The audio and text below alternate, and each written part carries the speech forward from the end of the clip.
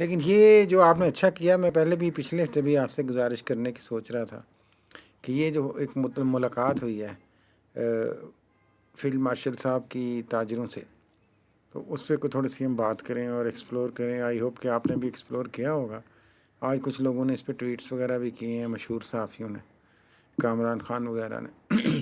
اور ایک تو اس کا ایک پہلو تو یہ ہے کہ اس میٹنگ کے جو روح رواں تھے، وہ جو کہا جاتا ہے وہ گوہر اعجاز اور محسن نقوی تھے، شہزادہ محسن نقوی اور گوہر اعجاز فارمر جو انٹیریئر منسٹر ہے کیئر ٹیکر سیٹ اپ میں.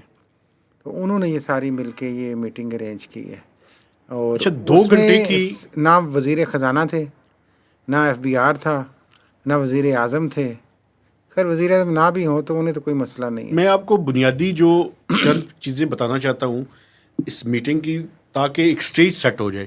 بیسیکلی یہ 2 گھنٹے کی ملاقات تھی شیڈیولڈ، لیکن جو جاری رہی وہ 3.5 گھنٹے. ہاں جی، یہی لکھا ہے ان لوگوں نے بھی. ٹھیک ہے، میں آپ کو بتا رہا ہوں. صحیح، ان لوگوں کا حوالہ میرا حوالہ دینا. ماشاء اللہ ماشاء اللہ. دوسری جو بات تھی وہ یہ تھی کہ ایک بڑا ہی اچھا کھانے کا مینیو جو ہے اچھا یار، کھانے کو وہ نہ کیا نہیں دیکھیں، ڈیٹیل بتانے دیا کریں نا. اگر آپ کو کھانا تو انٹرسٹ نہیں کھانا ہے ہی تو ہوتا ہے. دیکھیں کہیں پہ بھی آپ بیٹھیں کھانا کھانا ہی ہوتا ہے. اچھا. بہرحال وہ ان کو سرو کیا گیا.